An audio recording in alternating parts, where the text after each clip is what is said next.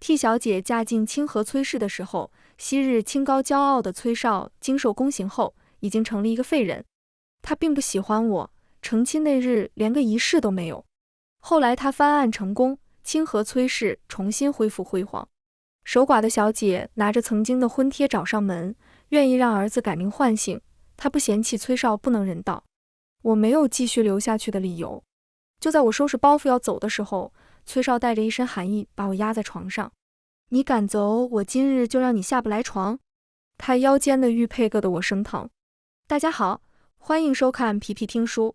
我嫁进崔家的时候，着实不是个好日子。路上马车坏了不说，等我和陪嫁的阿弟走到崔家时，已经是傍晚了。大雪已经压弯了枝头，更压弯了我和阿弟的脊背。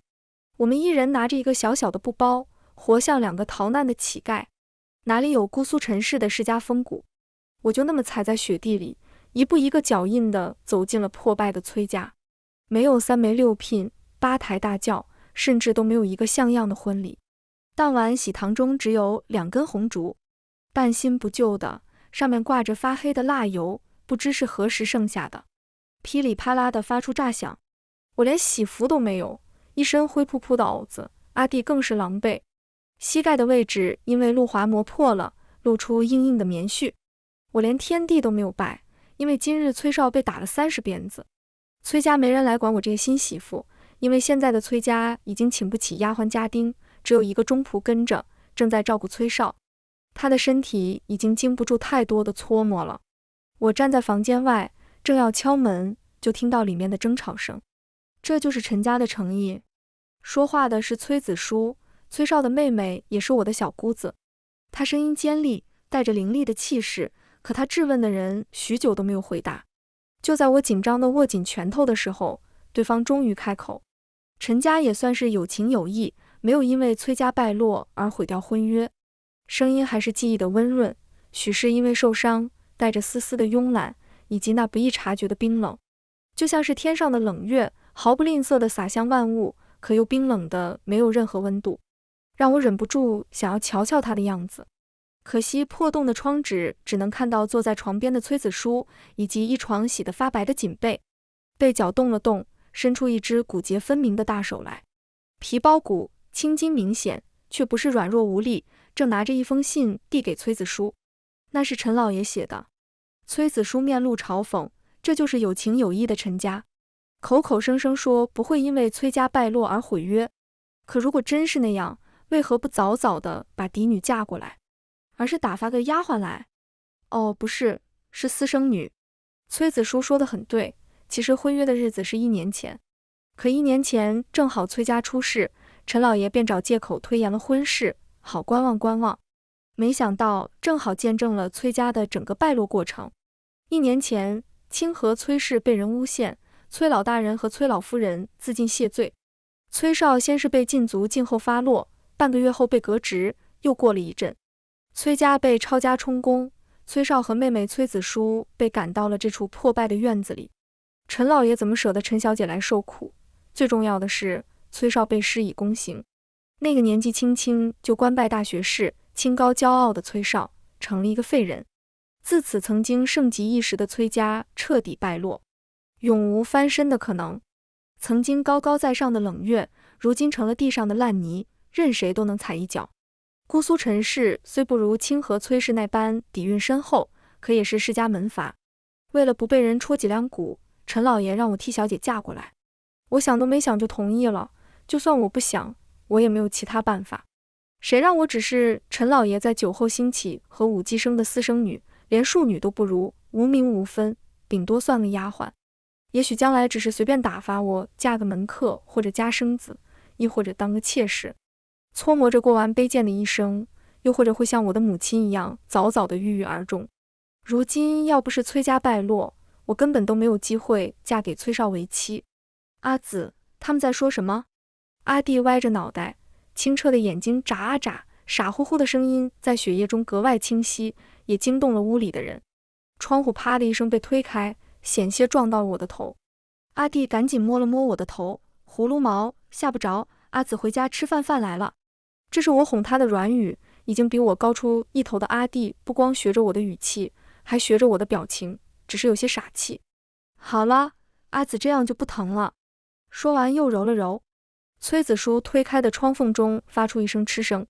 你瞧，一个丫鬟还带着一个傻子，真觉得咱崔家什么都要吗？这要是放在以前，给崔家当下人都不够格。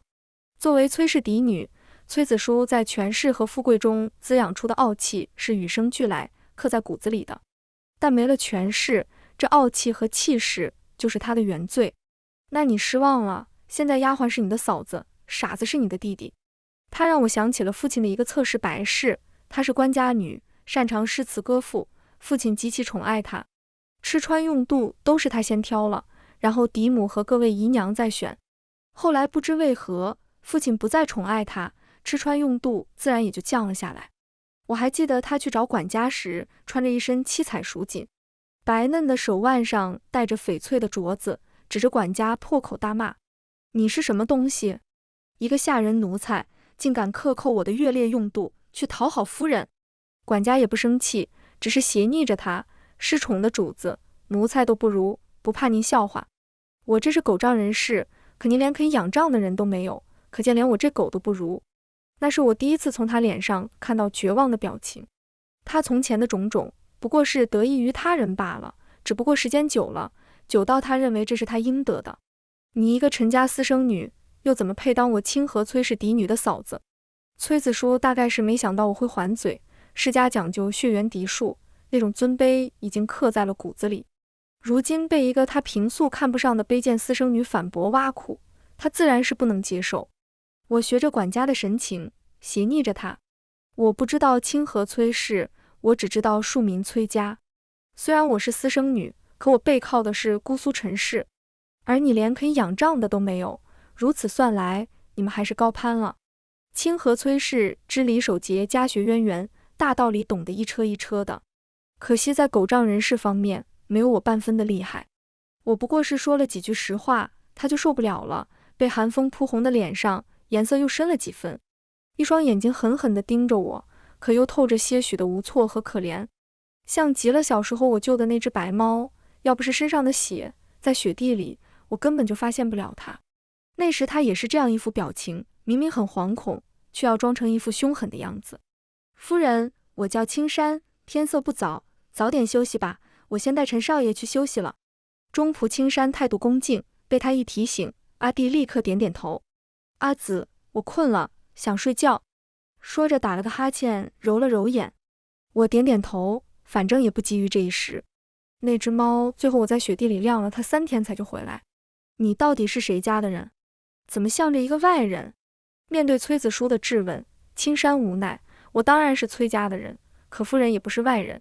留给他的是崔子舒的背影，他砰的一声关上房门，惹得积雪从房顶掉落，声音隔着门板传出来，有些发闷。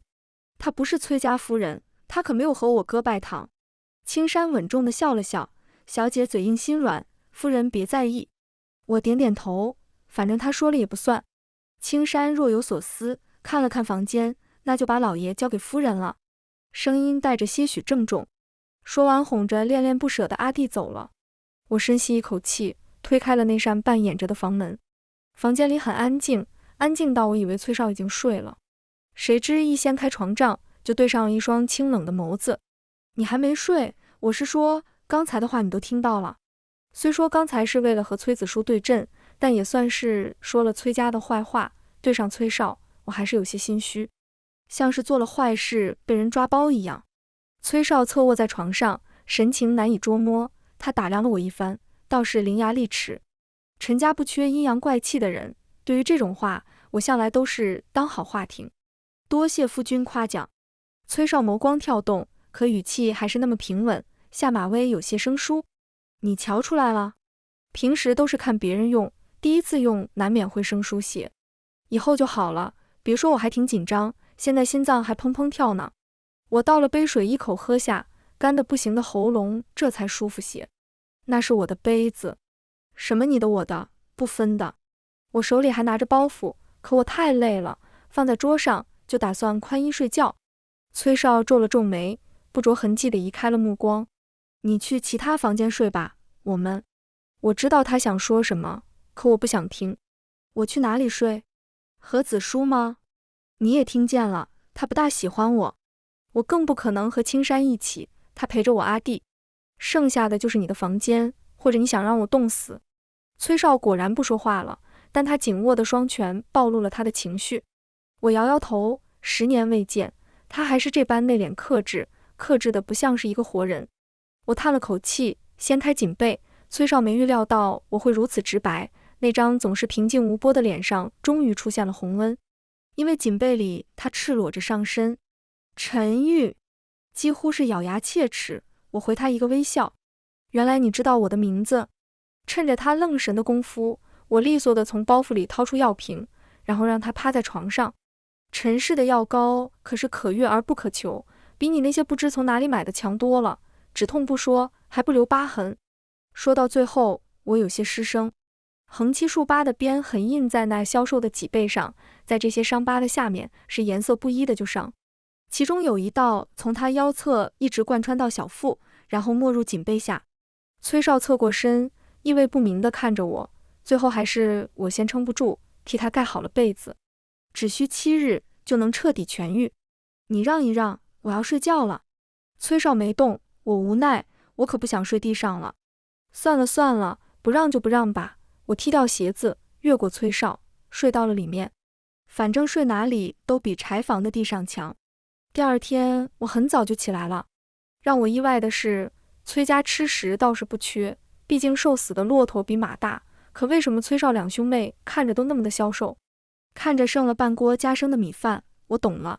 我添了些水，做成了一锅稀饭，又瞧见一袋白面，和好了做成烧饼，切些挂着的腊肉，夹在烧饼里。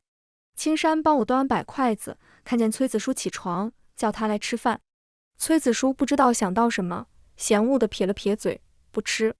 不是奴才做的，是夫人做的。崔子舒冷笑，他还会做饭？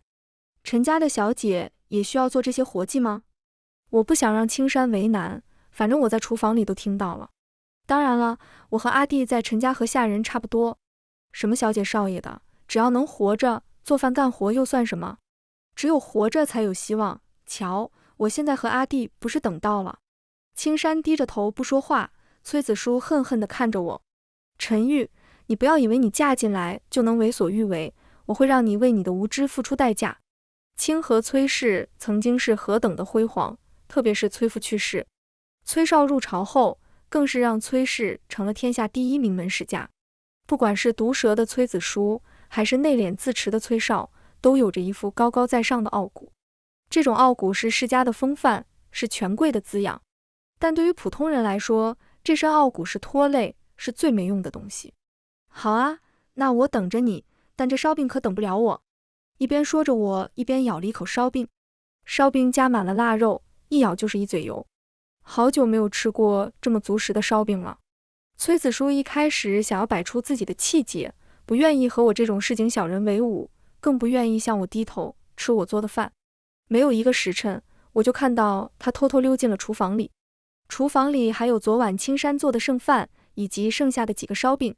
中午时，青山踏进厨房就惊呼一声，烧饼怎么都没了，还有锅里的粥。崔子舒的房间静悄悄的，阿弟帮我摘着菜，说的煞有介事。阿紫说是一只贪吃的野猫，也不知道是哪里来的，黄黄的，橘猫都贪吃。崔子舒突然一身黄衣从房间出来，走向了崔少的房间，只是那脚步有些僵硬。青山一愣，反应过来，3个烧饼加肉，2碗米粥，比阿弟吃的还多，惊掉了青山的下巴。青山挠挠头，有些不好意思，幸亏夫人来了，不然我可能真的要把小姐饿死了。从那天起，我变着花样的做饭，这可比在陈家的待遇强多了，我和阿弟也吃得十分厌足。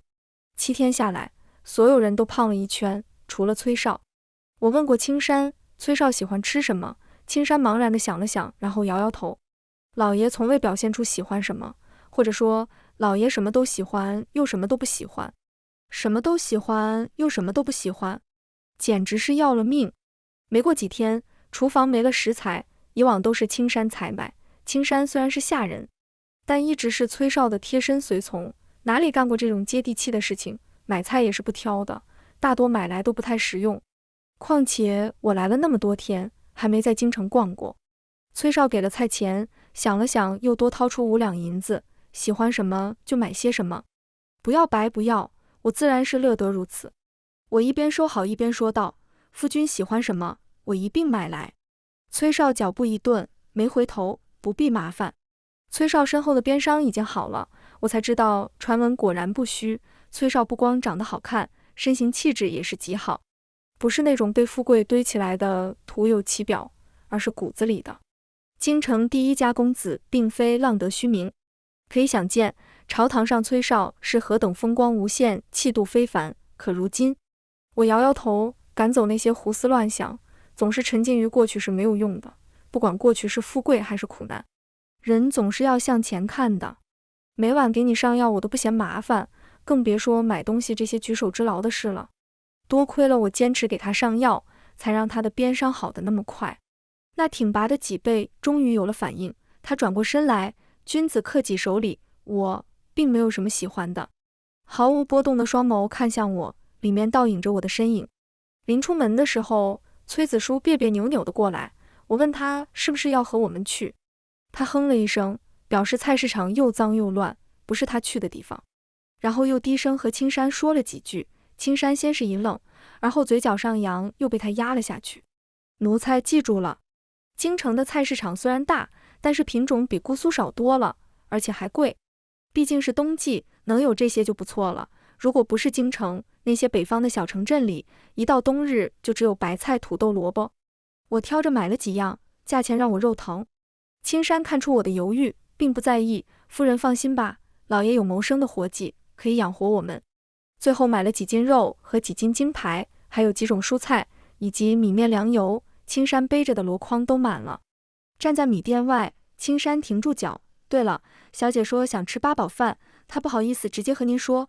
原来如此，我以为有什么秘密。刚到米店门口，拐角处崔少的身影一闪而过。他刚刚养好伤，不在家休养，到处跑什么？我跟着走了过去，只见消失的方向只有一家2层的小楼，牌匾上写着南风馆。姑苏民风开放，我和嬷嬷出来买菜时也见过，和青楼不同，里面卖笑招来的都是男子，他们以色是人和青楼楚馆无异。震荡间，我无意抬头，正好看到崔少坐在临街的窗户边，而他对面是个笑得猥琐的油腻男子。夫人，您这是怎么了？青山因为怕背篓里满载的食物掉了，走得慢，所以等他跟上来，只看到我呆愣愣地看着2楼。崔少和那个油腻的男子已经不见了，窗户也关上了，不知是不是发现了我。我心里一阵发慌，我自然是知道2人是去干什么了。青山打量了一番，这不是老爷的馆子吗？你说的活计就是这个？许是被我猛然转过身和突兀的语调吓了一跳，青山一愣，对啊，南风馆，不过老爷。青山，剩下的话被崔少打断。他站在南风馆门口，也不知道什么时候下来的，似乎是有些急，连披风都没有穿，就那么踩着薄雪走过来，停在我面前。青山看看我又看看他，叫声老爷，最终是低下头不再说话。我盯着崔少，虽然披风没有穿，但他的腰带还是早上系的样子，还好还好。你，只说了一个你字，剩下的话我说不出口。我该怎么说？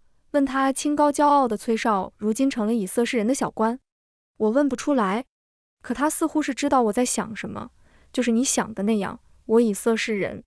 本来兴冲冲采购的食材，现在却成了负累。我和青山沉默了一路，没了一开始来的高兴。我满脑子都是崔少说的那句以色侍人，那么清冷的一个人，是怎么能接受这一切的？到了家，青山放下背篓，我就开始忙活做饭，只是不小心切到了手指。青山吓了一跳，连忙找来清水帮我冲洗。菜刀有些生锈发钝，好在之前我磨过，并没有什么铁锈。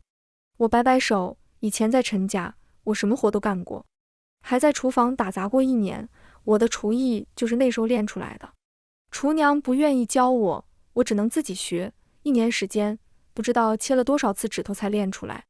这点小伤算什么？最后那厨娘的功夫也被我学了8、9分。我安慰青山，因为看起来比我还要着急，可他不放心，执意帮我冲水。那肯定很疼，我之前被切到过一次，可比被人打一拳疼多了。对了，夫人，您为什么一定要那么拼命学厨艺？您这手艺都比酒楼的厨师好了。青山不由得笑起来，这是我第一次见他发自内心的笑。都说仆随主人，青山虽然也不过20，但在崔少身边久了，一直都稳重的不得了。每次交流也都是关于崔少或者崔子书的，他很少说起自己，更没开过玩笑。我被他逗笑，因为那时候我的梦想就是回娘亲的家乡开个小店。虽然我知道不可能，但有个念想总是好的。那现在夫人从陈家出来了，以后也打算要走吗？我笑容收敛，也收回了手指。是崔少让你这么说的吧？清水没有阻隔，直接流到了地上，冲淡了之前被染红的积雪。青山没说话，又变回了之前稳重到沉默寡言的样子。他扯下一块布条，想给我包扎，却在碰到我手指的时候动作一顿，然后向后退一步。老爷，您回来了，又下雪了，您伤刚好，请您。青山的话有些多，崔少看了他一眼，今日你做饭吧。青山低头退进厨房，关上门，一缕炊烟从烟筒冒出来，带着烟火的气息。院子里只剩下我和崔少。他走到我面前停下，肩膀已经落了一层雪粒子。你让他做饭，那今日大家又要吃不饱了。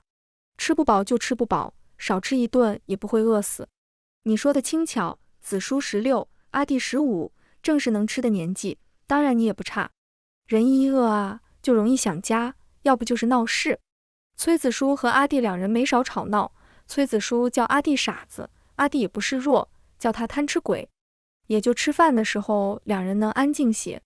张府设宴，请了我们助兴，今晚我不在家里吃，不必等我。怪不得不在意，原来是去吃好的呀。说着，他从怀里掏出一个瓷瓶，让我自己抹上，那是我从陈家带来的金疮药。你倒是会借花献佛，这花还是佛自己的。也不知是冻的还是什么，崔少的耳朵间有些发红，他目光移开，望着一旁的血尸。那是我和阿弟堆的，只不过手艺不大好，雄狮让我们堆成了懒猫，透着一股傻乎乎的劲儿。崔少嘴角一动，但很快就恢复了正常。你的药很好用。当然好用了，不管在陈家被打得多重，只要抹上这个药膏，就能生机止血。这可是我这么多年试出来的。娘亲只是一个武姬，卖身契还在陈老爷手上，连个妾室都算不上。生下阿弟后，娘亲没多久就死了，连名字都还没取。陈老爷更不在乎，他子女众多，更别说阿弟还是个傻的。崔少看着我，从一个火坑跳进另一个火坑，其实你有其他选择。我撇撇嘴，现在是冬日，火坑旁还缓和些。崔少目光愣怔，不知道想到什么，随即又像是掩盖什么，没心没肺。难道我要一直守着过去的苦难，自怨自艾吗？不管富贵还是苦难，既然是过去，就要向前看。人是没办法走回头路的，还不如高高兴兴。人生苦短，只要你想吃苦，就是吃不完的苦，为什么不让自己快乐点呢？就像那只雪狮，虽然既没形又没神，不还是一样可以坚持到来年开春？我不懂大道理，只想怎么能好好活下去，想让自己和自己在意的人好好活下去。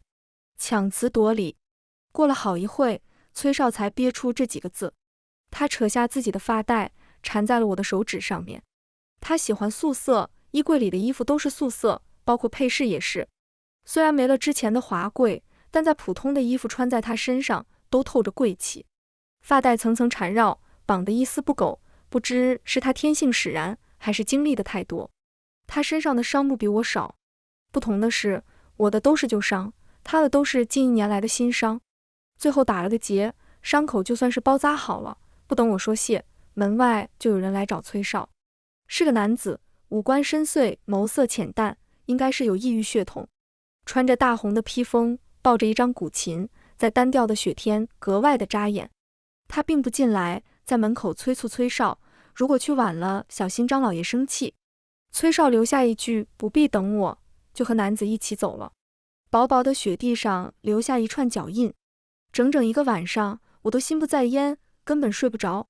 我只好穿好衣服出去走一圈，效果很好。等我回来时，脚步都轻快不少。不一会从院外一直延续到房门的脚印就会被大雪覆盖住，没人知道我出去过。我等着崔少，房间里的灯芯不知道被我剪了多少次，只剩下如豆的光亮，我也终于撑不住。本想着稍稍休息下，没想到这一下竟然趴着睡着了。只是那桌子睡得并不舒服，迷迷糊糊中蜡烛也灭了。半梦半醒间，有人打开了房门，带进了一阵寒风，我被冻得不行，轻声嘟囔了几句，然后门被重新关上。那人站在我身边，之后我就被人抱了起来，一股夹杂着风雪凉沁沁的味道钻进我的鼻腔。朦胧间，我还以为自己还在陈家，睡在那个漏雨的柴房里。好冷，阿弟，你又把被子都抢了吗？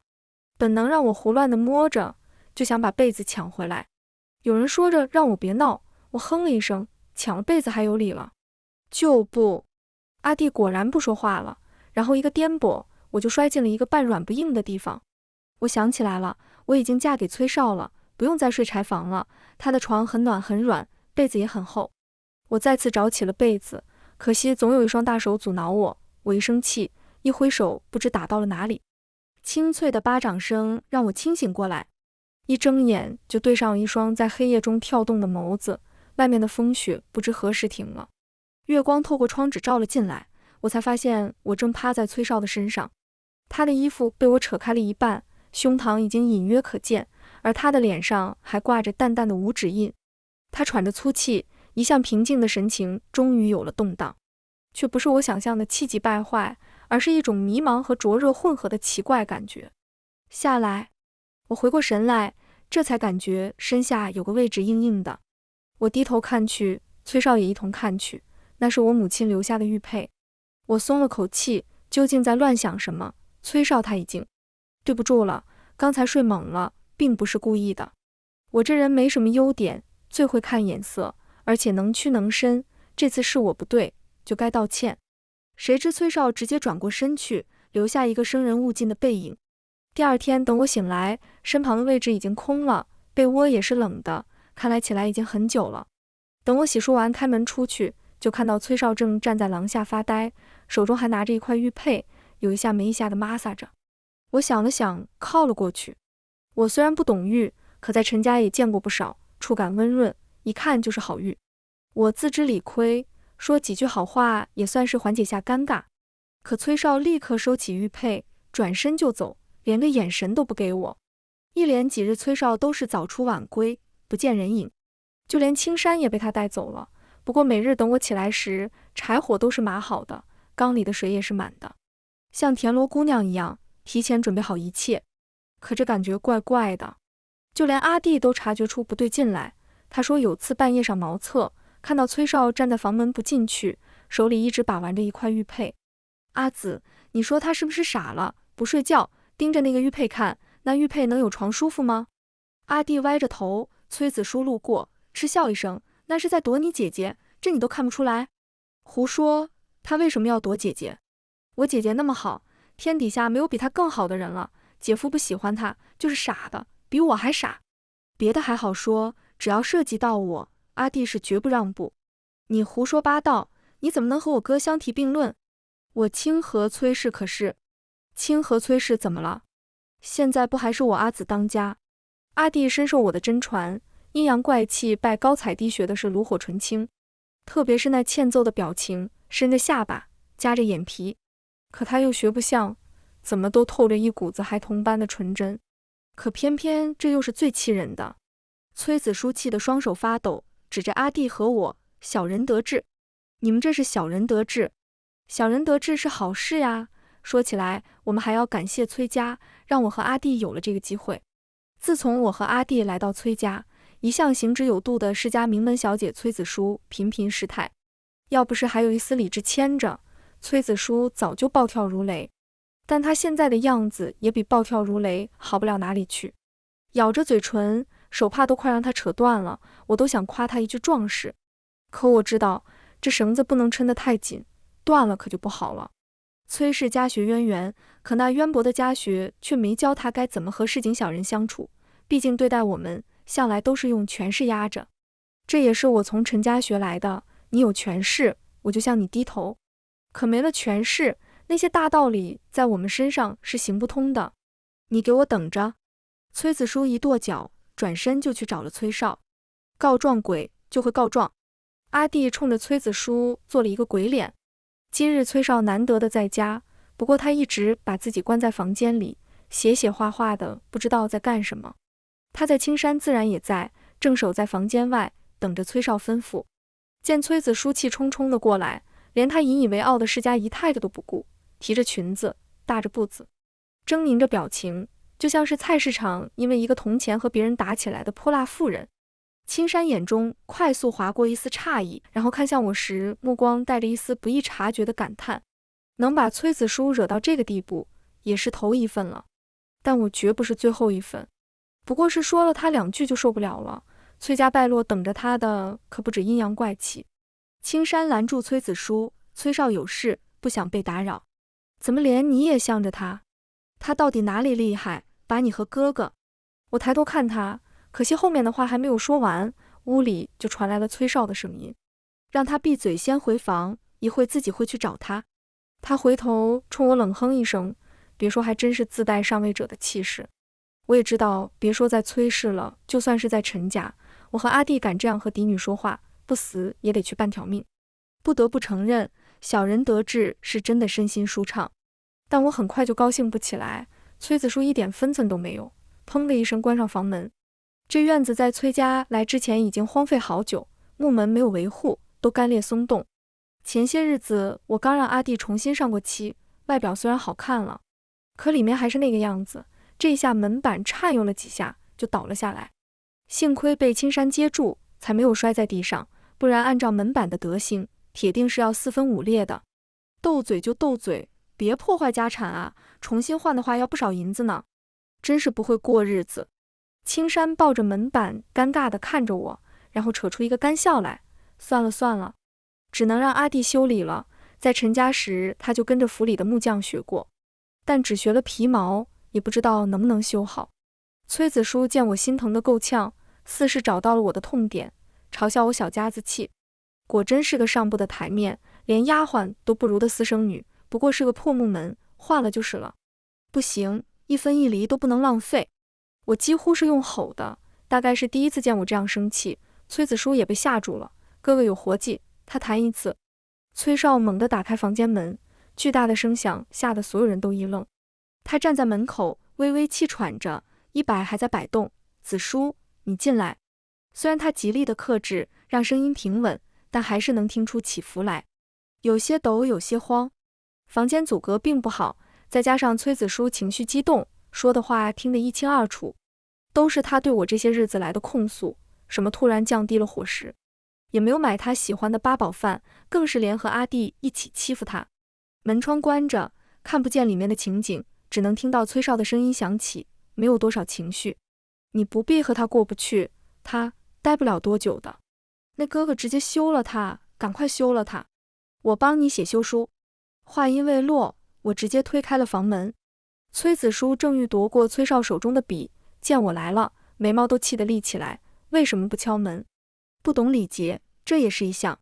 我收拾着床铺，头也没抬，这是我的家，我的房间。崔少没说什么，只是看了一眼并未阻拦我的青山。青山低头顺目，不和他目光接触。这算什么家？这么破。也对，你这种人怎么可能有什么好见识？一家人在哪里，哪里就是家。那也不是你的家。哥，你快给休了他。崔少开口，出去。哥，我说出去。崔少手里拿着一页纸看着，他也不抬头，虽然没有什么表情，但是我知道他生气了。崔子书冲我哼了一声，转身走了。门外响起2道脚步声，青山也走了。房间里只剩下我和崔少。你想休我？崔少愣了愣，摇摇头。那你为什么说我待不了多久？崔少手指收紧，捏出了几道指痕。虽然我罪不至死，这样做不过是为了保全朝廷的面子，他们是不会就这么放过我。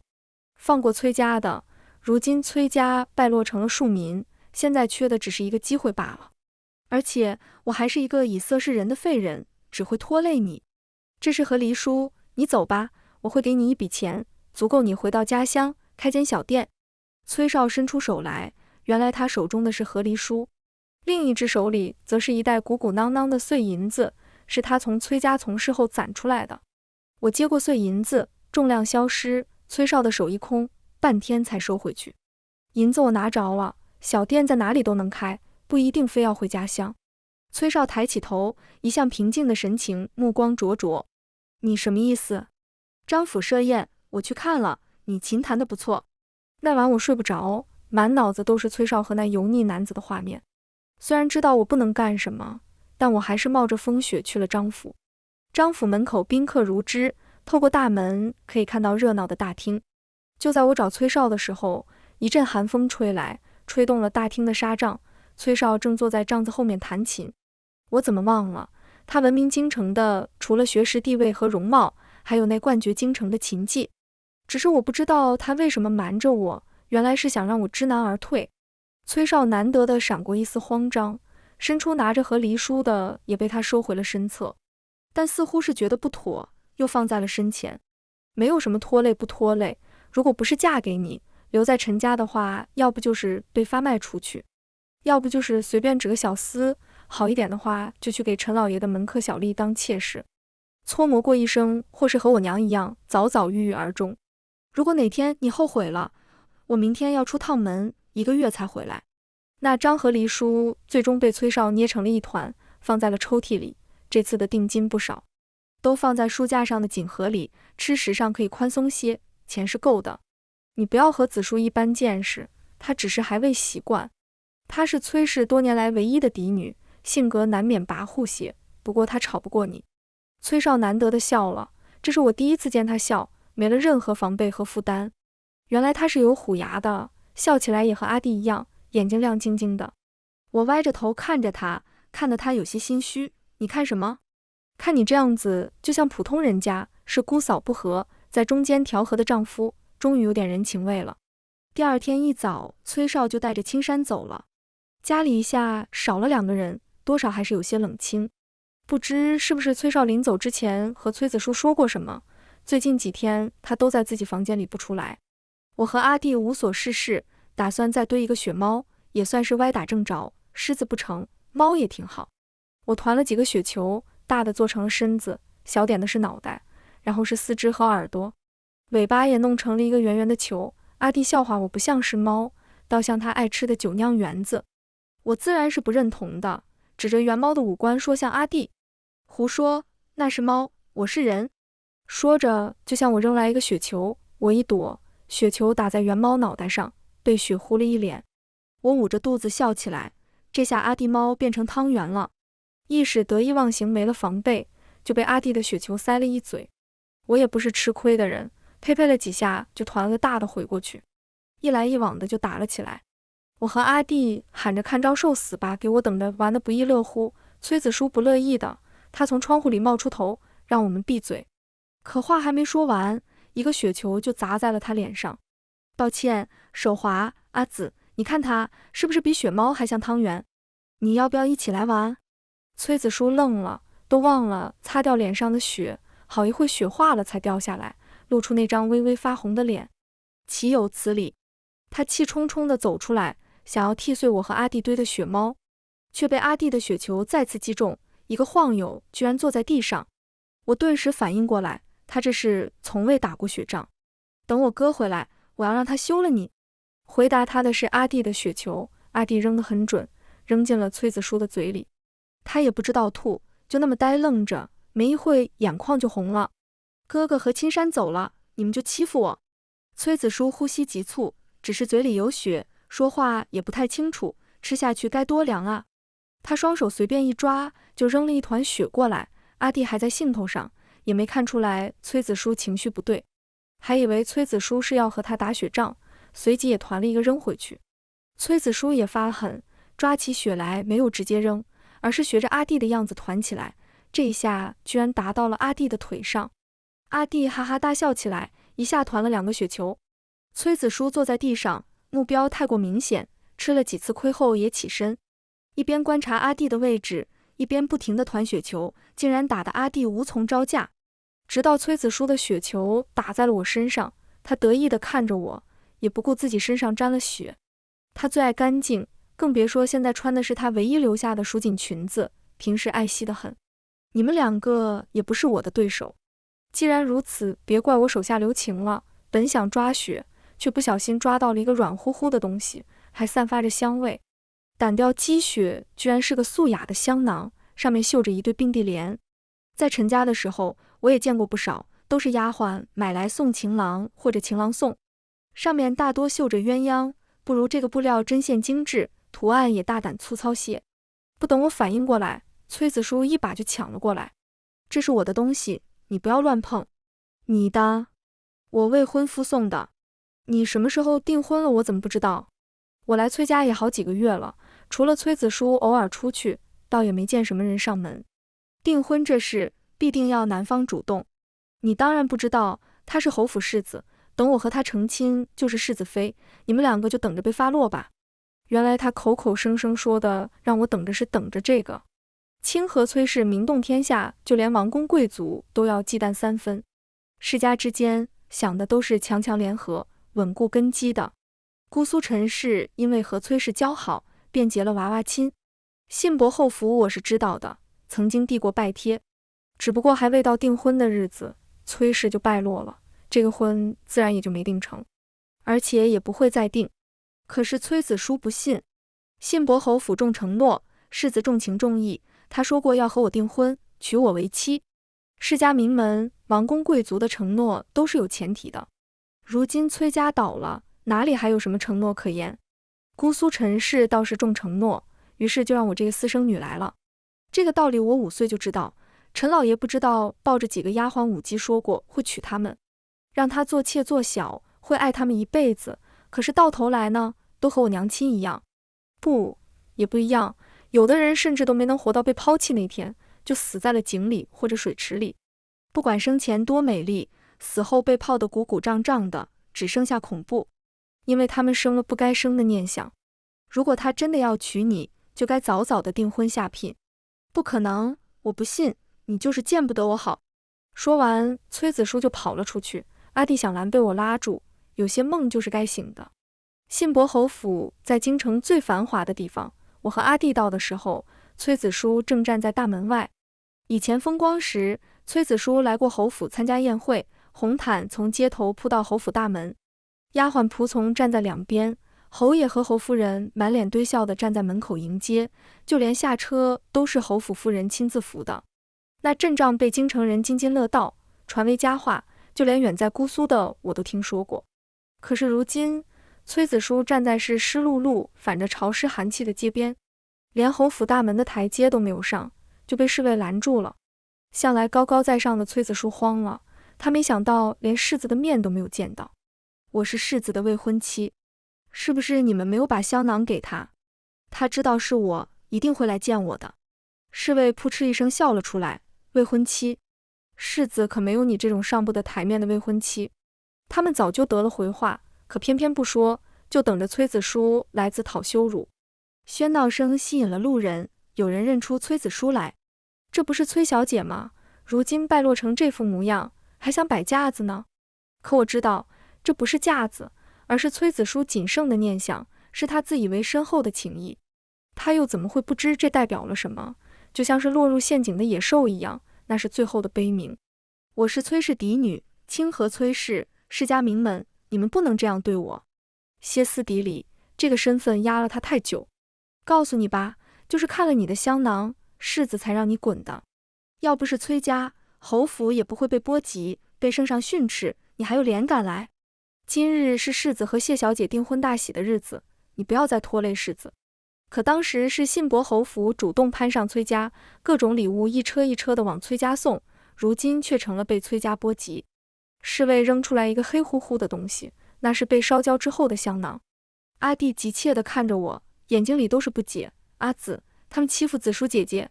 我抓着他的手，等等，还不够，还不够让他彻底死心。人教人教不会，是叫人一次就够。5岁的时候我懵懂无知，别人都说陈老爷是我的父亲，可娘亲却说陈老爷不会认我的。我不信，哭闹，说娘亲坏，不让我找爹爹。后来趁着娘亲不注意，在陈老爷回府的时候拦住了他。那时是夏日，知了声中，陈老爷踹开我说了一声晦气。我就被下人绑在院子里晒了整整一天。娘亲把我救下来的时候，我已经只剩一口气。从此我再也没有说过爹爹这2个字。侍卫见他拿了香囊不走，然后狠狠地推了一把，众目睽睽之下，崔子书摔进了一旁的泥水里。侍卫是故意的，他们得意地看着众人。得权时，他们俯首贴耳；落魄时，就要讨回千倍万倍。我松开了阿弟的手，阿弟冲了上去，让你们欺负我姐姐。阿弟和我从小被人揍，后来长大了，阿弟壮士不少，那些欺负的人吃了阿弟的拳头才老实。他推开了一个侍卫，2人双双摔倒，另一个侍卫冲过来。让我没想到的是，崔子书狠狠地扔掉了香囊，扑过来咬住那侍卫的胳膊，最后还是被我和阿弟拉着才松开了嘴。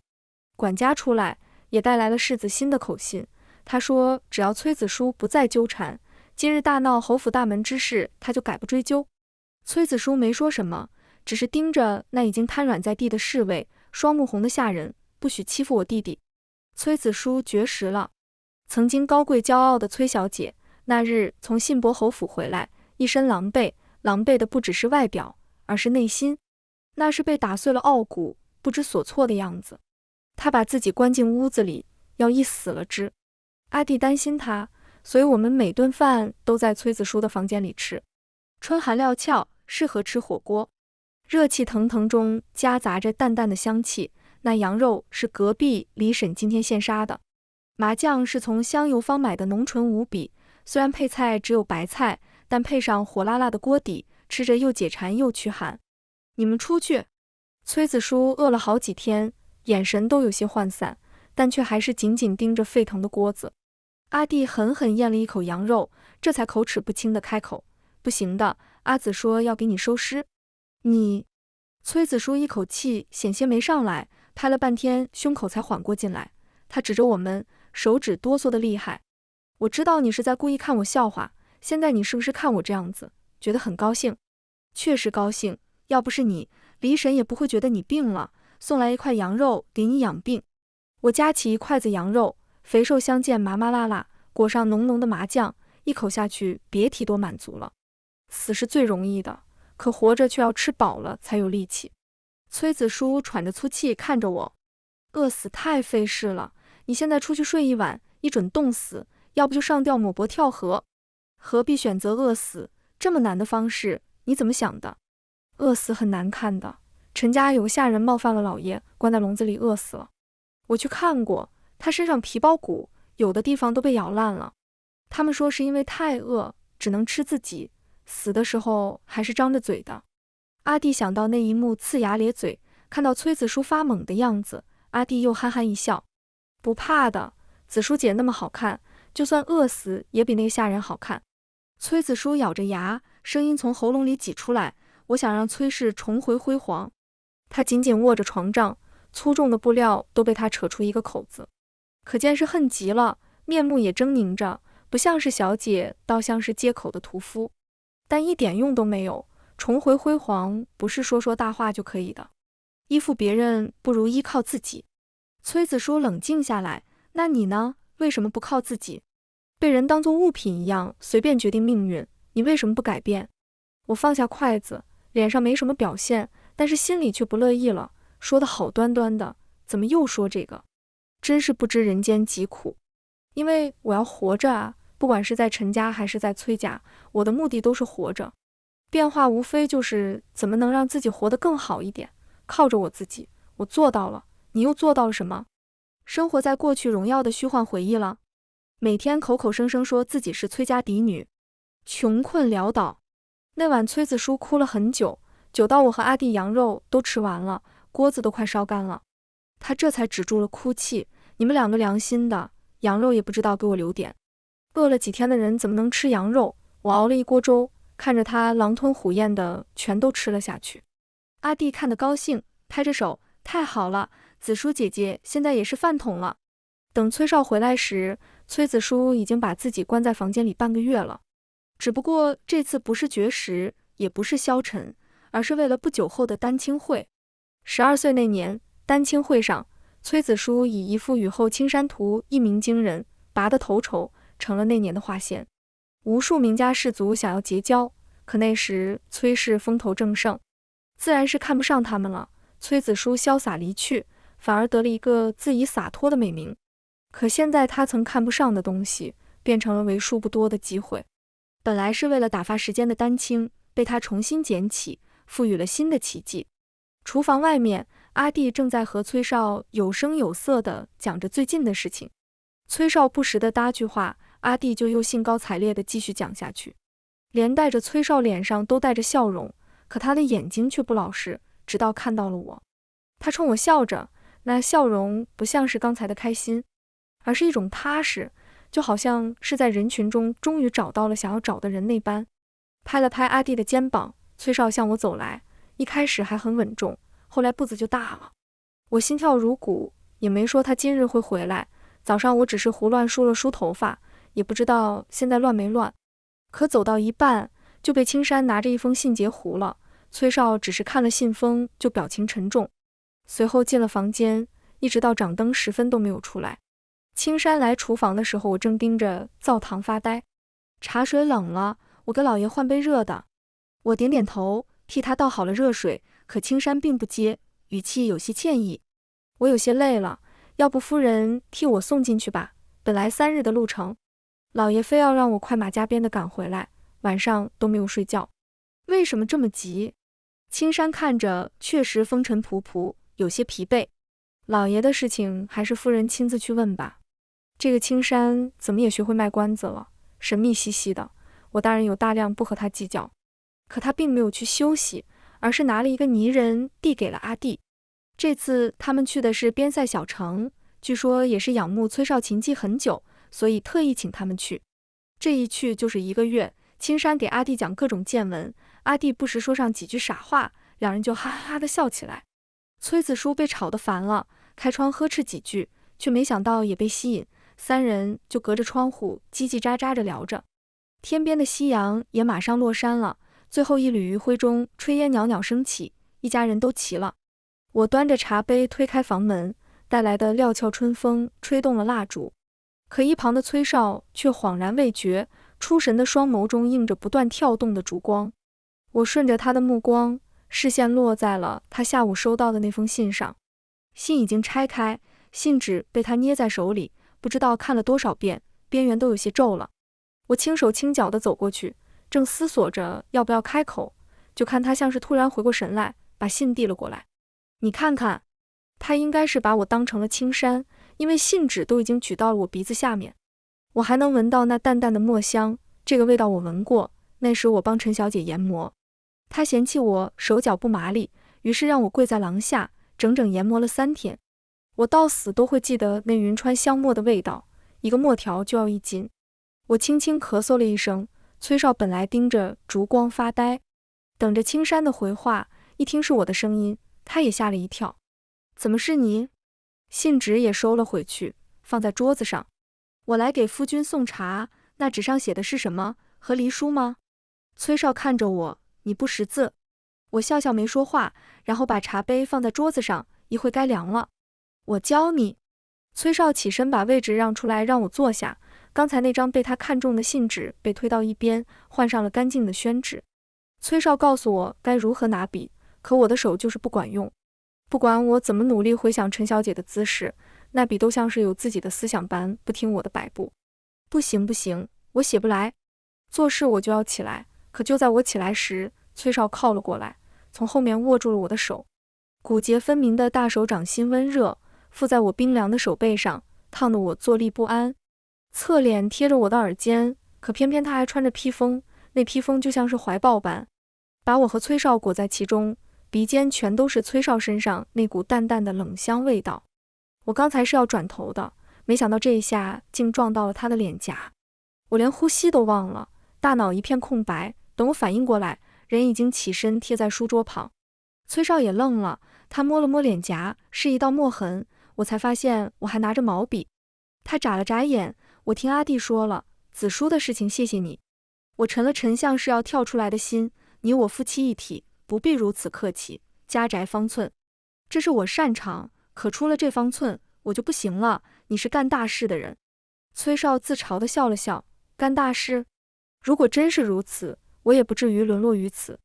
崔氏虽然风光，可这风光都是假的，我只是傀儡。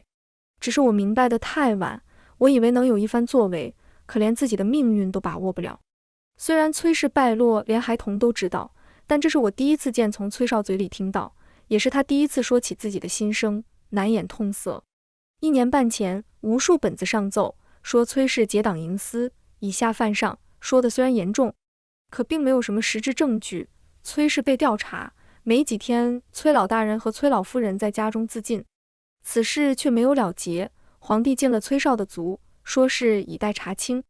但不久后，国舅的本子也递到了皇帝面前，无人知道那里写了什么，有什么，只知道后来崔家罪名落实，崔氏败落，皇帝念及崔氏昔日功绩，只是革职了事。1个月后，皇帝抄了崔家，家产充公。3个月后，皇帝下令对崔少施以宫刑。自此，崔氏再无崛起可能，此后才放崔少自生自灭。他的一腔热血，满腹才识，在权势面前一文不值，只不过是上位者的傀儡罢了。任何人都可以是崔少，没了清河崔氏，还有赵氏、李氏、孙氏。崔少说完这些，像是用尽了全身的力气，他颓然地坐在椅子上，神情迷茫落寞。我伸手摸着他脸上的墨痕，然后把他搂在了怀里。崔少，那你内心呢？你内心最想干什么？在陈家，我最想怎么让我和阿弟活下去。来到崔家，我想的是怎么更好的好好活下去。那你呢？崔少没有焦距的视线渐渐聚拢，落在桌上，被他推到一旁的信纸上。丹青会很快就到了，崔子书带着他的画也出关了。我虽不懂琴棋书画，但看着比陈家挂着的什么名家画卷要好得多，我也是如此说出来的。崔子书脸色一红，却还是冷哼一声：“你懂什么？”可他的嘴角却还是不由自主地翘起来。阿弟也装模作样地看了看，子书姐，我觉得你还是不要去了，肯定选不上。青山差点笑出声，只能用咳嗽掩盖。崔少倒是不在乎，饶有兴致地看着两人。崔子书气急败坏：“你懂什么？”阿弟挠挠头：“怎么还是这句话啊？刚才阿紫夸你画得好，你说他不懂，那肯定就是画得不好了。我说不好了，你又说我不懂，那你这话到底是好还是不好？嫂子，你瞧瞧他。”丹青会虽然是文人墨客的盛会，但也有许多平民百姓凑热闹，街上人头攒动，到处都是小商小贩，如同过节般。我们一起去凑凑热闹。马上就要到了举办丹青会的飞鹤楼，可崔子书连门都没有进去，因为他没有王公贵族或者世家名门的举荐信。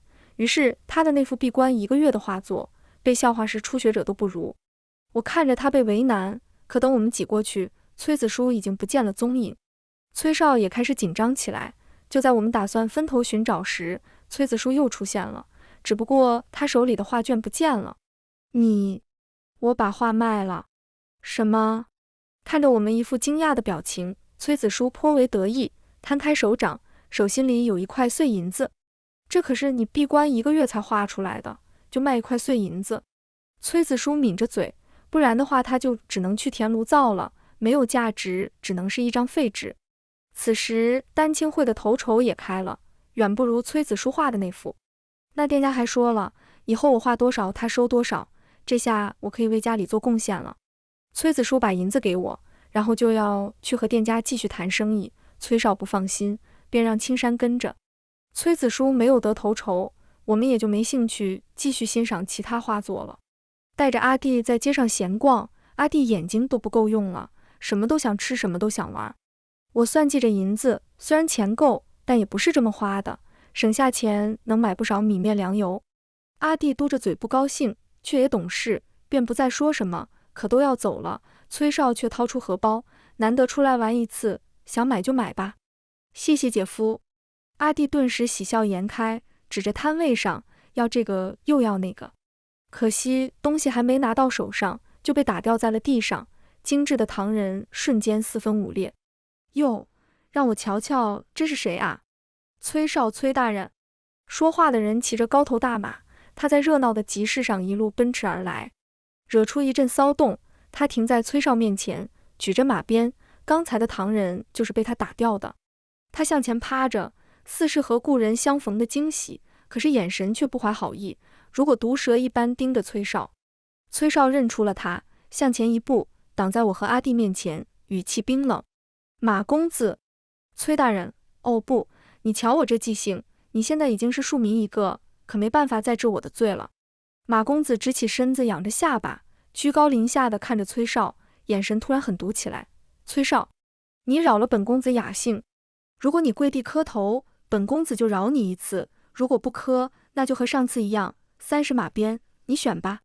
说完，饶有兴致地看着崔少，那模样就像是逗弄老鼠的猫一样，不管怎么选，崔少都逃不出他的手心。马公子这是存心要羞辱报复崔少。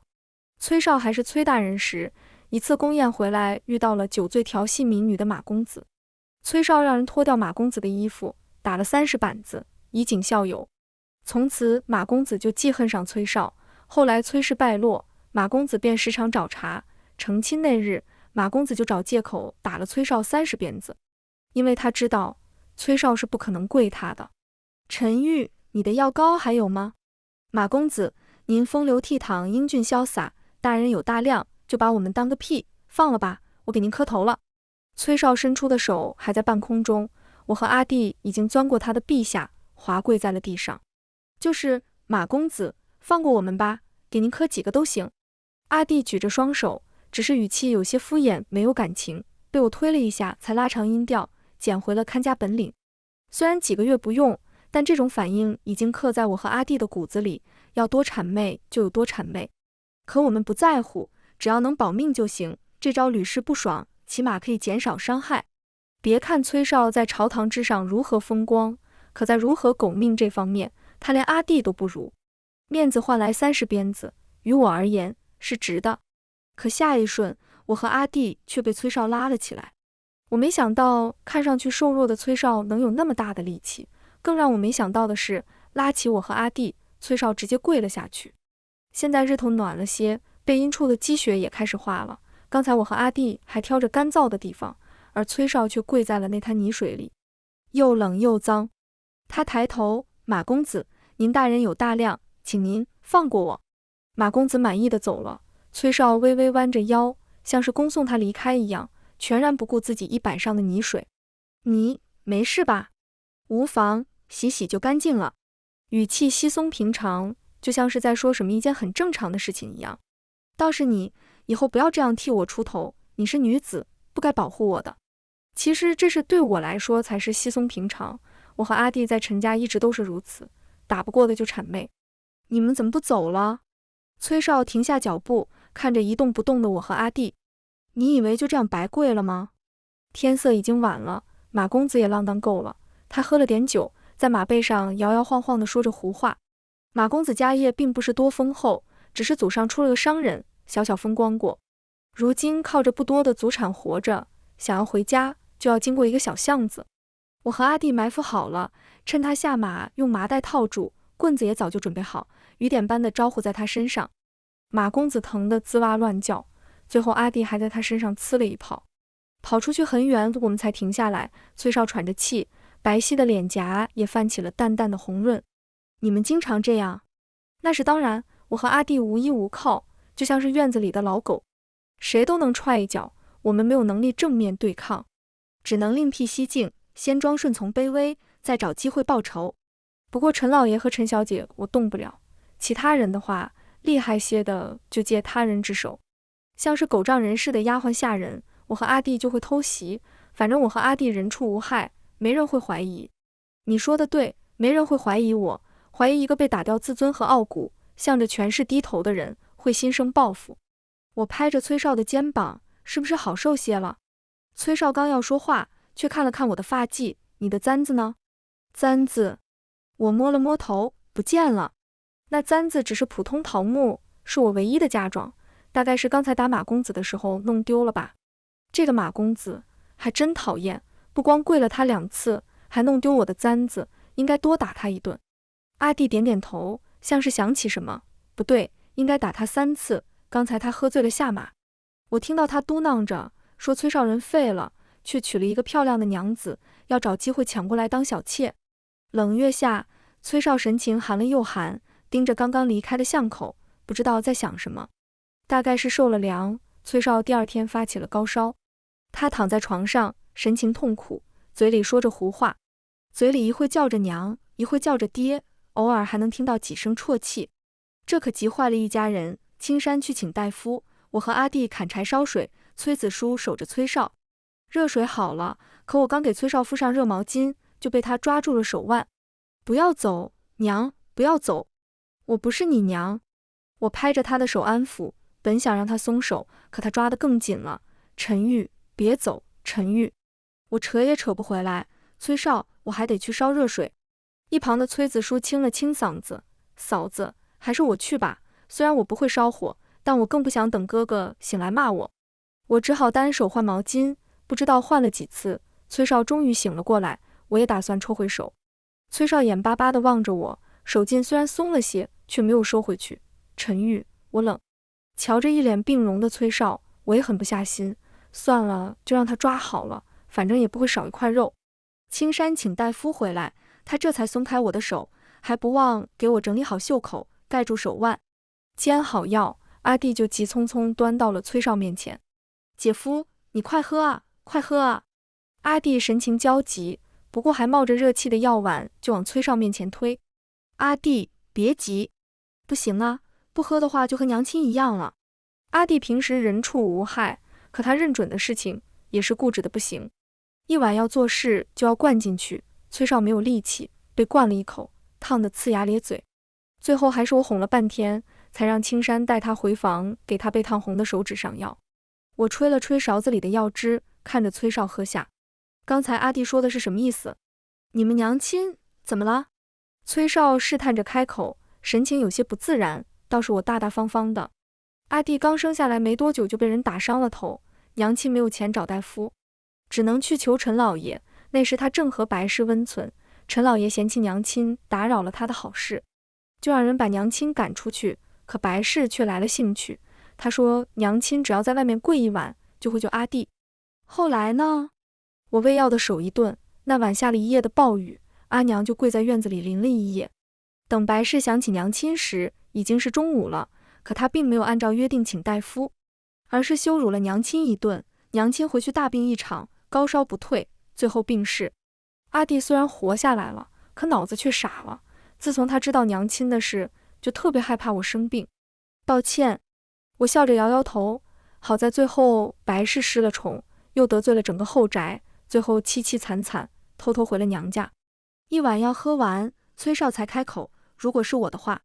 我抬头看着他，等着他的下文。他微微一笑，如果是我的话，我会驱虎吞狼，借他人之手。我搓着碗边，然后呢？崔少沉思起来，陈老爷生性多疑，白氏年轻漂亮，陈夫人又善妒，我会从这方面下手。我放下药碗。8月15晚宴，陈老爷在花园发现了白氏绣着龟名的肚兜，那肚兜挂在山石上，正随风摆着。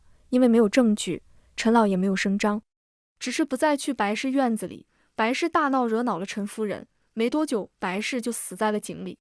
都说是他因为失宠而自尽，为了名声，对外便说他回了娘家另嫁他人。没几天，崔少就退烧了。就在他养病那几天，小小的院子里每天都有人来找他，都是慕名而来，请他弹琴的。有时我碰到，他们也是恭恭敬敬，叫我一声夫人。初夏的时候，我开了个烧饼摊，就在巷子口。虽然崔少声名远扬，一首曲子已经涨到了1钱银子，可钱没有嫌多的，多赚点我心里才踏实。可生意却没有我预想的好，我和阿弟热情地招来生意，只有一个大娘走了过来。你这烧饼我怎么没见过？您尝尝，这是姑苏的样式，很香的。阿弟咧着大嘴，大娘干笑2声，算了算了，还是我自己回家烙吧，多少钱一个？给我来5个。大娘态度陡然一变，她眼睛紧紧盯着刚刚从外面回来，正打算给我打下手的崔少。大娘，8文钱一个，你只要吃过一回，就知道好吃了。崔少并不像是阿弟那样笑得不值钱，他只是嘴角微微上扬，再配上他那张清风拂面、沁人心脾的俊美脸蛋，就能让人欢喜。大娘受宠若惊，8文钱，不贵不贵，街上那些比你家的还要小、还要薄的都10文钱。您觉得好吃再来。那双弹琴作画、修长白皙的大手熟练地夹了5个烧饼，包在油纸里递给大娘。大娘那双精明算计的眼睛立刻像是化冻的春水，暖得不能再暖，那是自然，那是自然。大娘磨蹭着，身后已经有人催了，快些，我们也要买呢。小小的烧饼摊被大姑娘小媳妇围得水泄不通。崔少也不恼，依旧耐着性子给他们家烧饼，虽然钱赚了不少，但是我越看越觉得气闷，所以好一会才反应过来有人叫我娘子，娘子，收钱啊！但我只听到了后半句收钱。一个脸色涨红的少女伸着胳膊，手心里是8文钱。崔少向着后面说道：“大家把钱给我娘子就好了。”后面排队的大姑娘小媳妇都一脸的失落，可却没人走。渐渐的，烧饼摊的生意就好了起来，不用崔少用美色吸引，就有不少顾客。毕竟我的烧饼真材实料，为的就是薄利多销。我和阿弟又要和面，又要卖烧饼，都有些忙不过来。那天卖完烧饼，崔少对我说：“玉娘，你教我烙烧饼吧。”崔少天资聪颖，我本以为一教就会，可学了许久，那盆面都没有和好。我叹了口气，好端端的白面可不能浪费。我撸起袖子也伸进了面盆里，其实没什么特殊方法，面少放水，水多放面。可是合着合着，我和他的手就不知道怎么回事，就粘在了一起。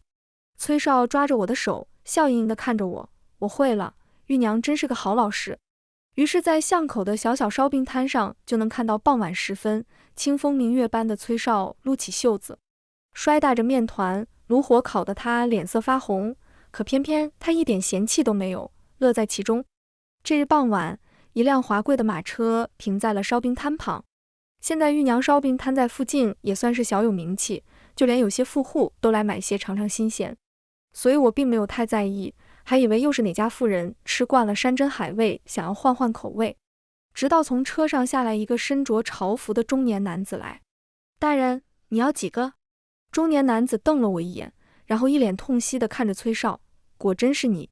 崔少咬牙切齿的样子，还以为崔少是干了什么大逆不道的坏事。崔少抬头看了他一眼，手里的动作却没停。原来是刘伯父，你也想尝尝我娘子的烧饼吗？8文钱一个，成何体统？你堂堂崔氏独子，竟然和市井小贩一样，真给世家丢脸。就连皇帝都知晓你在卖烧饼，今日朝堂上还笑着说起来，我本来是不信，如今看了你竟一点羞耻之心都没有，当初真是看走眼了，还想着你能带崔氏东山再起。刘大人说的义愤填膺，好似崔少对不起他一样。崔少嗤笑一声，丢脸？刘伯父和父亲交好，当初要不是父亲给了您半个烧饼，您也许就死在逃荒路上。后来入朝为官，父亲多次提携保护，刘伯父才做到如今的位置。你要真是那么为崔家可惜，为何在崔氏落难时躲在府中当个缩头乌龟，连句话都不肯替父亲说？崔少不急不恼，甚至还带些慵懒的劲儿，可说出的话却像是刀子一样。刘大人面色一变，那时圣上正在气头上，要徐徐图之。哦，徐徐图之。崔少舀了点水洒在面盆里，几下面团就柔亮光滑。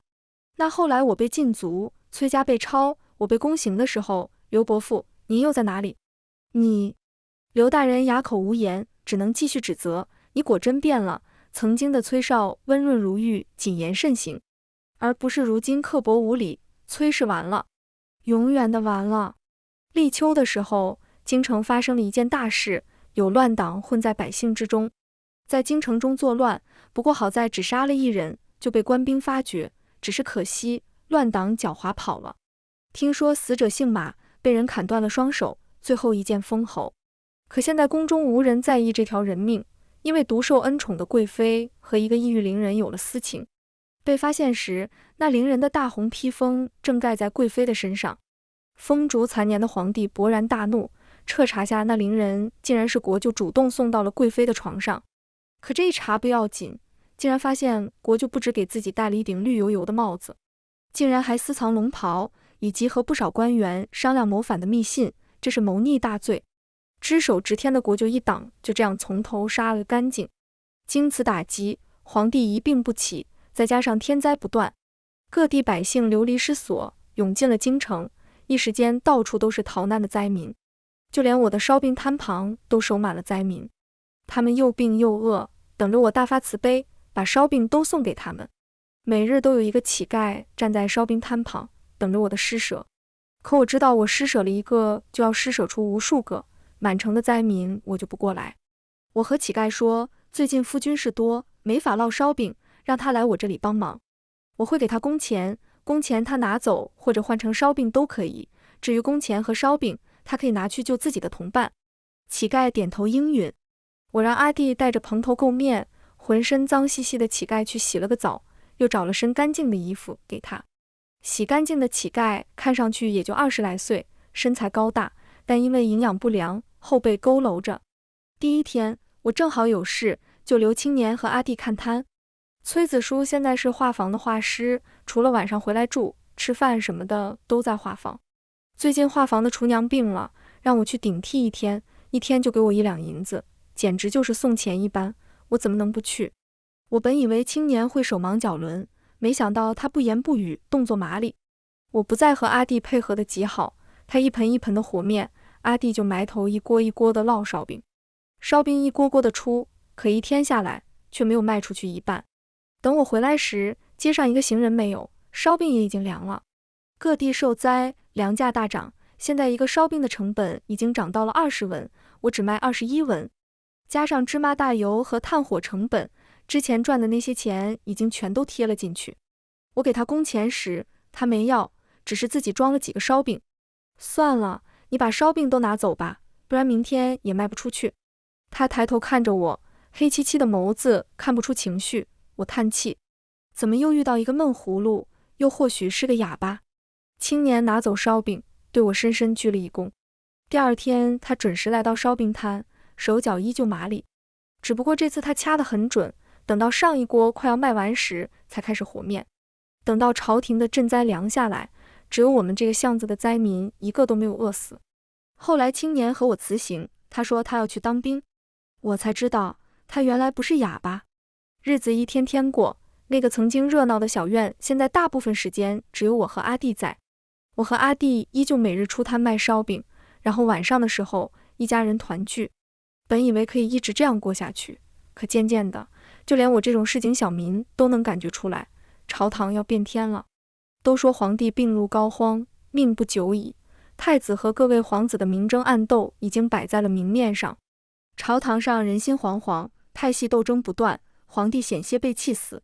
就在这时，被贬到边塞小城的九皇子举着护军册的名义入了京。太子和各位皇子因为争斗两败俱伤，九皇子不费吹灰之力就接管了京城。九皇子进宫没多久，皇帝驾崩，九皇子手握先皇遗诏，登上了皇位。今日是新皇登基大典，举国同庆，烧饼很快就卖完了。我和阿弟打算收摊，也不知怎么回事，推车一歪，险些倒了，还是被一个军爷扶住才稳住。我连忙道谢，却在听到军爷的声音时愣住。老板娘，你不记得我了吗？我仔细打量着他，身材高大健硕，双眼漆黑，是那个青年。原来是你，多谢您的烧饼，要不是您，我也撑不到现在，更不会去九皇子麾下，不对，现在应该叫圣上了。青年叫严衡，现在已经是百夫长，以后他们就驻守京城，前途无量。我真心替他高兴，在街上和他说话的功夫，就有许多少女偷偷看他。严衡虽不算多英俊，但英武强壮。我打趣他，看来你很快就能结婚生子了。严衡红了脸。晚上吃饭时，崔少没回来，崔子书倒是回来了，但他一直闷头吃饭，不像往常，总讲一些画房的趣事。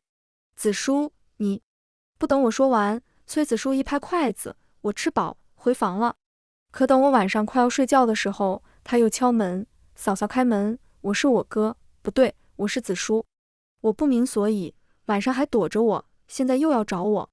我突然紧张起来，该不会他喜欢上哪家的公子了吧？有几次我看到有个书生打扮青年送他回家，就在巷子口，两人还说了几句话才走。如果真是他的话，我该怎么回应？我仔细回想了一下，那个青年虽然书生打扮，但并不文弱，举止大方有礼。模样和气度倒是和崔子书挺配。不知崔少同不同意，他是要我替他当说客的吗？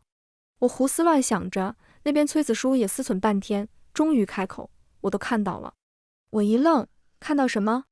崔子书像是下定了很大的决心，那个当兵的。哦，他呀，我曾经帮过他。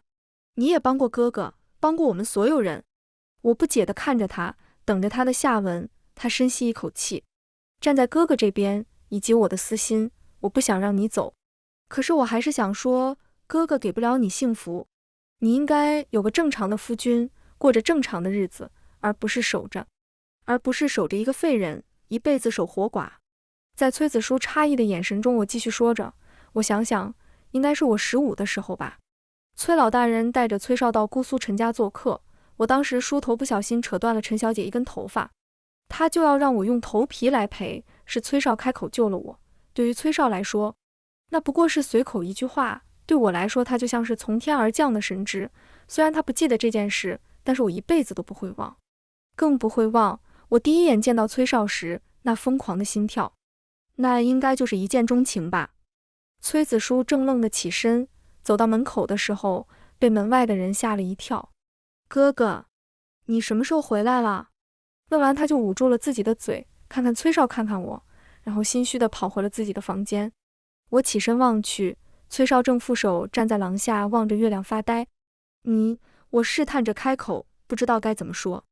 崔少转过身来，递过一样东西来。送你的，这是在边塞小城买的簪子，可惜有些光秃秃的，我镶了一块玉，今日终于弄好，送你。手心里是枚银簪，但光秃的尾巴镶着一块中空的玉石，质地形状有些眼熟，不等我仔细观察，崔少就替我插进了发髻里。玉娘，真好看。他望着我，我不好意思地低头，谢谢夫君。你我夫妻一体，说谢谢就太客气了。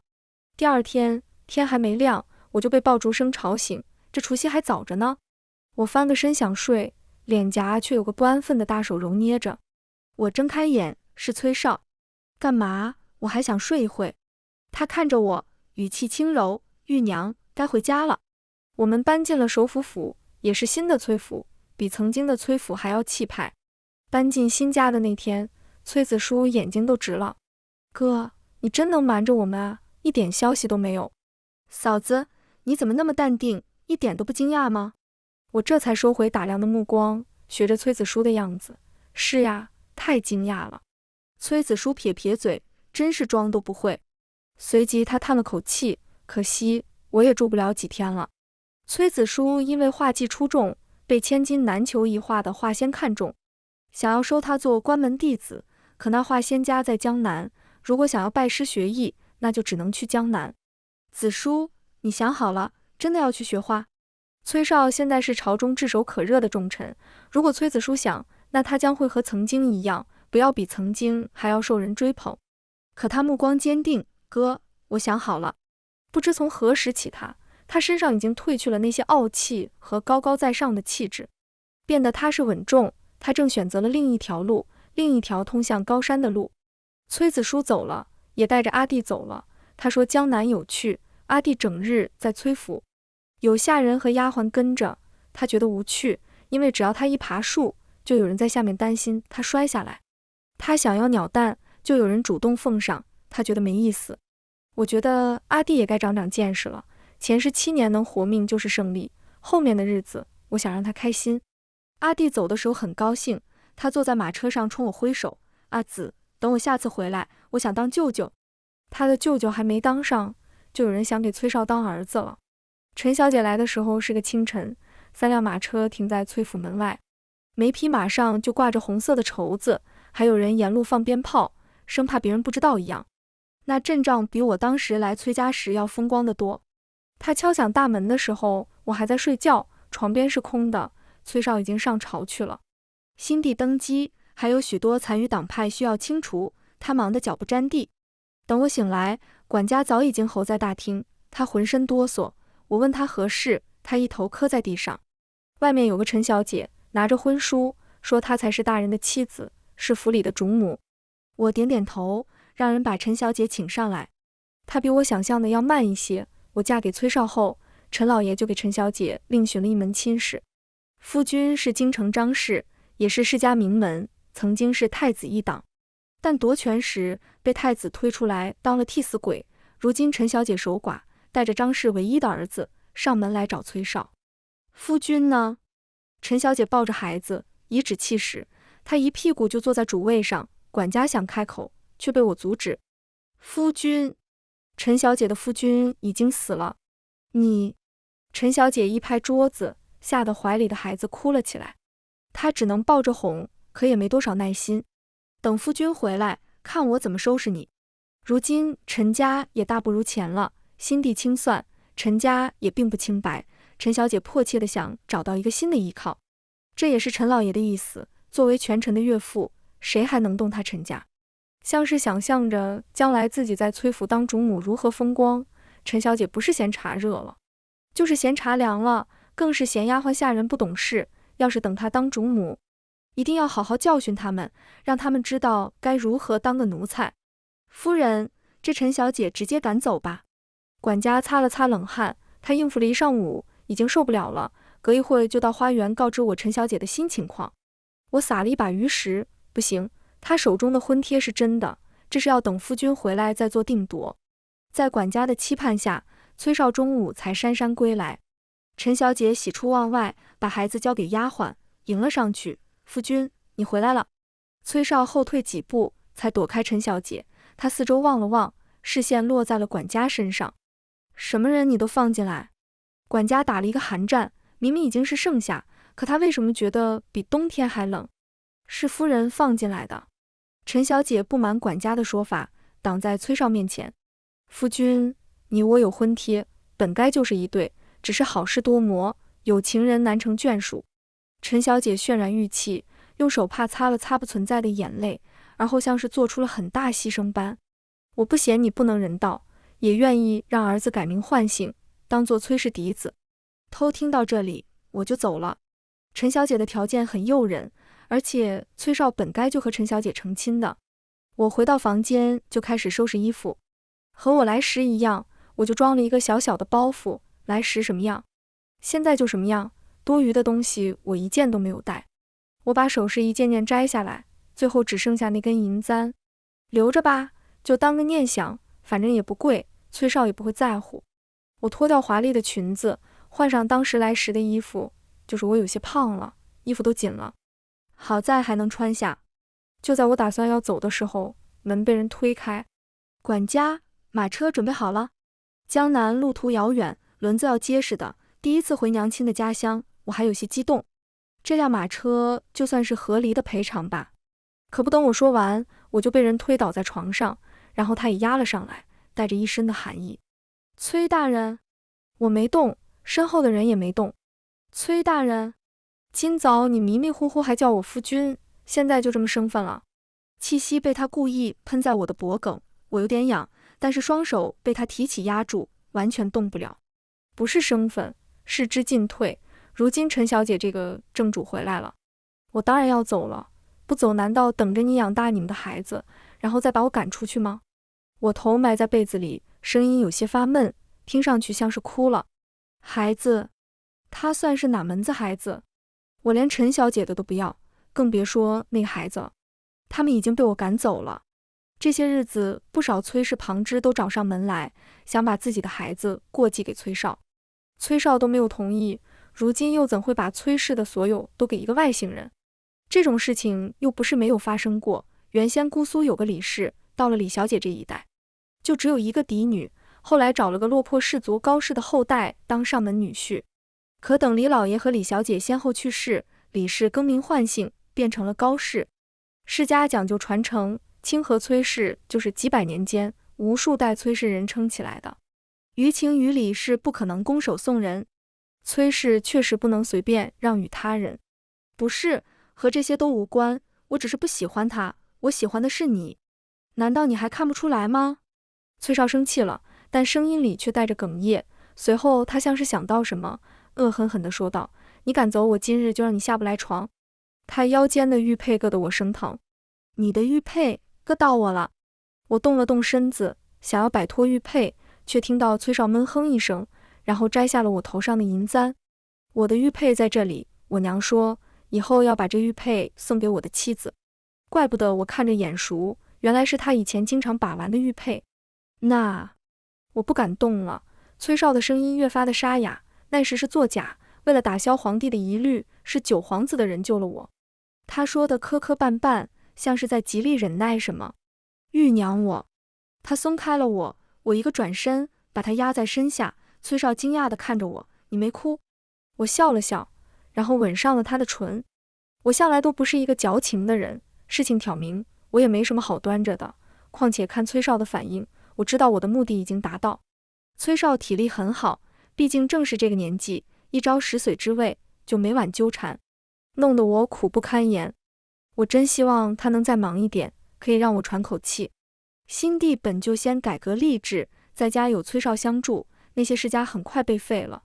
从此不会以出身论成败，而是改用科举，让世间有学识的人都可以实现自己的抱负。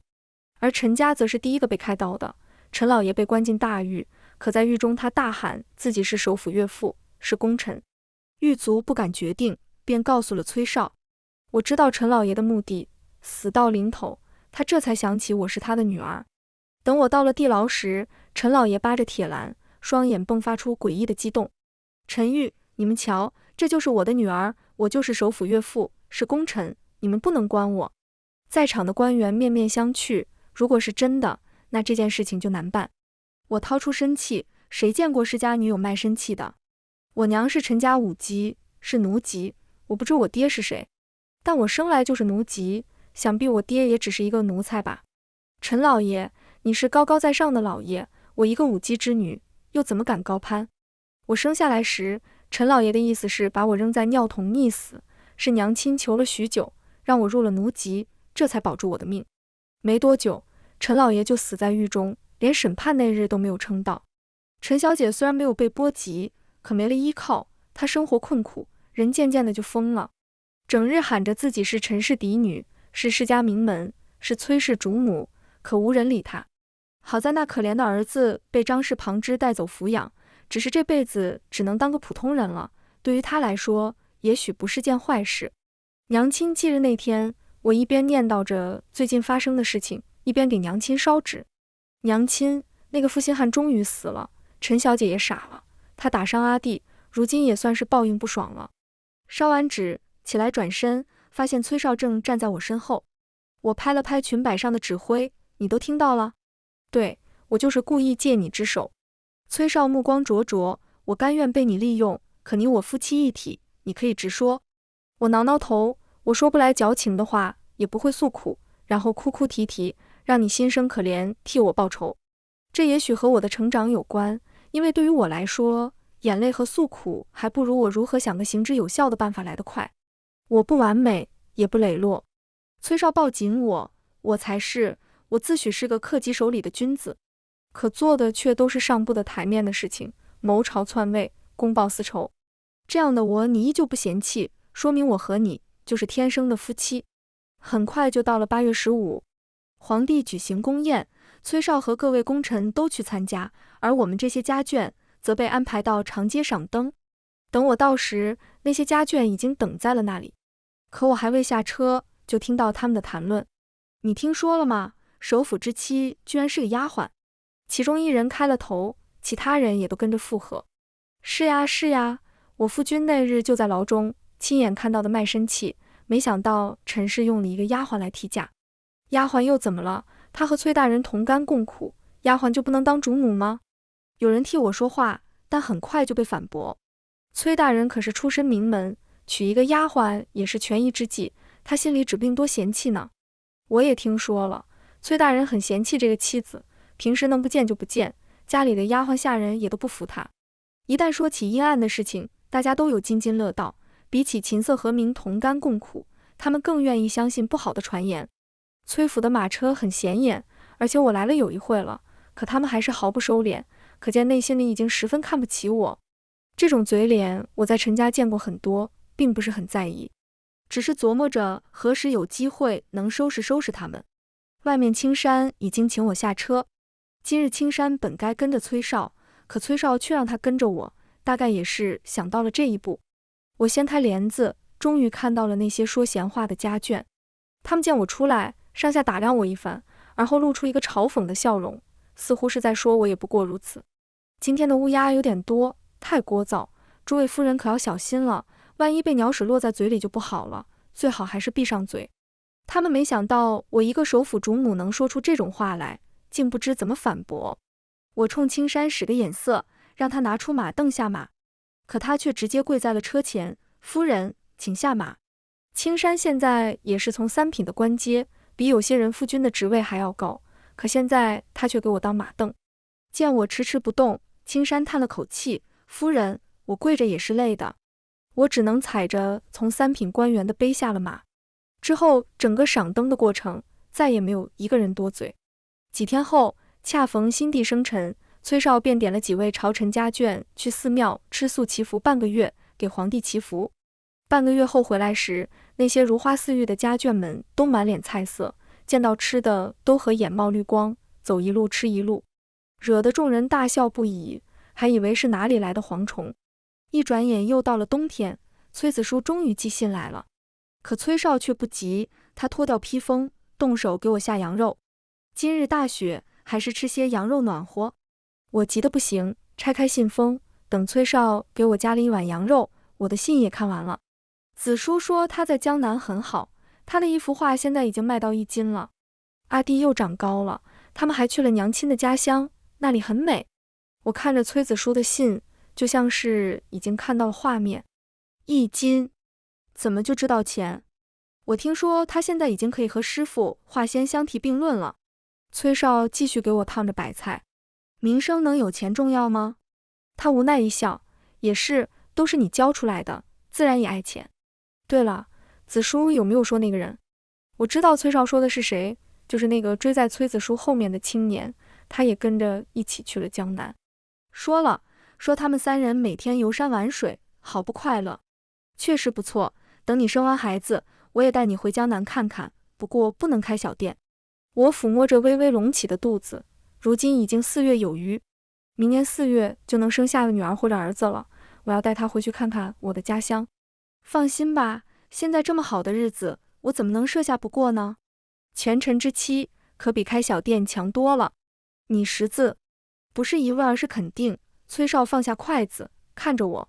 我干笑2声，一时激动，忘了这事。我认字，但不会写。那严衡那些信你也都看了？我当然看了。严衡去了边疆，也已经娶妻生子，有时会给我写信，只是把我当成一个亲人。每次收到信，崔绍都说这些是他的公务，然后当着我的面拆开批改，真是小心眼。崔绍走过来，跪在我身边，耳朵贴在我小腹上。我一向都是小心眼，你不能离开我。我摸着他的头，我不会离开你，永远都不会。全文完，皮皮听书，感谢您的观看，我们下个故事再见。